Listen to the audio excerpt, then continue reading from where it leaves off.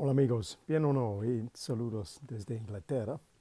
Hoy yo quiero compartir un poquito con este libro que estoy leyendo ya, porque para mí es muy interesante.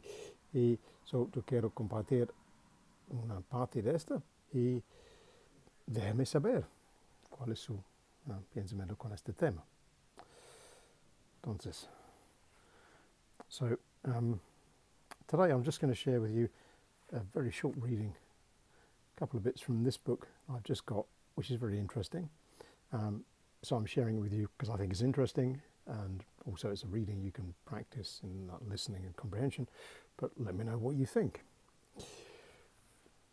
Let's see.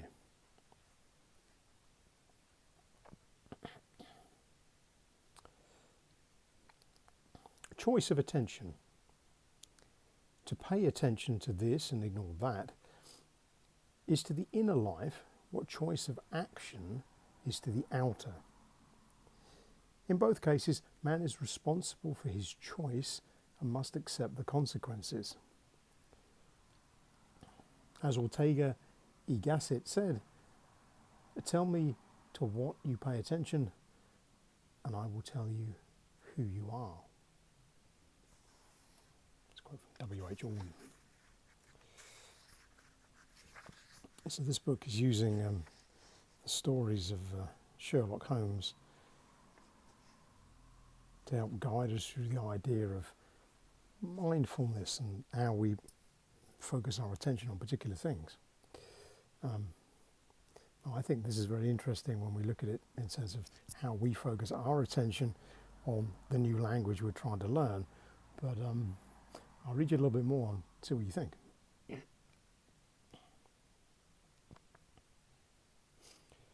"When I hear you give your reasons," Watson remarked, "the thing always appears to me to be so ridiculously simple that I could easily do it myself.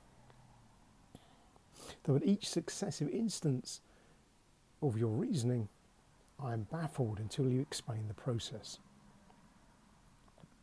And yet I believe that my eyes are as good as yours." "Quite so," Holmes answered, lighting a cigarette and throwing himself down into an armchair. "You see, but you do not observe. The distinction is clear.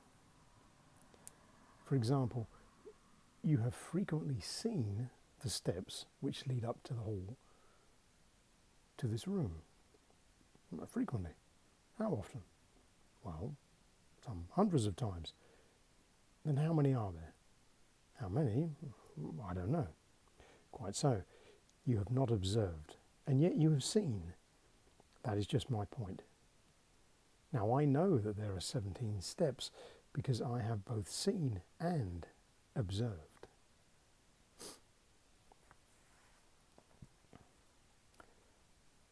So the idea of mindfulness is by no means a new one. As early as the end of the 19th century, William James, the father of modern psychology, wrote that the faculty of voluntarily bringing back wandering attention over and over again is the very root of judgment, character, and will. An education which should improve this faculty will be the education par excellence. That faculty, at its core, is the very essence of mindfulness. And the education that James proposes, an education in a mindful approach to life and to thought. But for Sherlock Holmes, mindful presence is just a first step. It's a means to a far larger, far more practical and practically gratifying goal. Holmes provides precisely what William James had prescribed: an education in improving our faculty of mindful thought and in using it in order to accomplish more, think better, and decide more optimally. In its broadest application, it is a means for improving overall decision making and judgment ability, starting from the most basic building block of your own mind. What Holmes is really telling Watson when he contrasts seeing and observing is to never mistake mindlessness for mindfulness, a passive approach with an active involvement.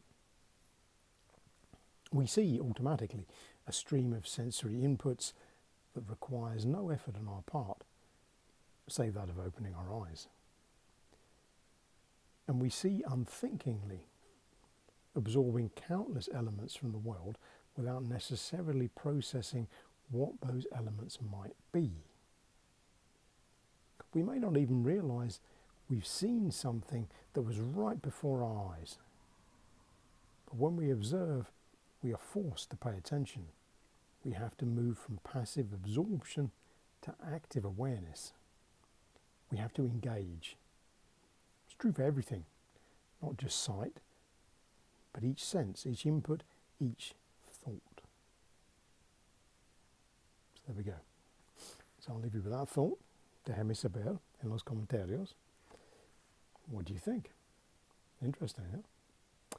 But for now, we'll say cheerio.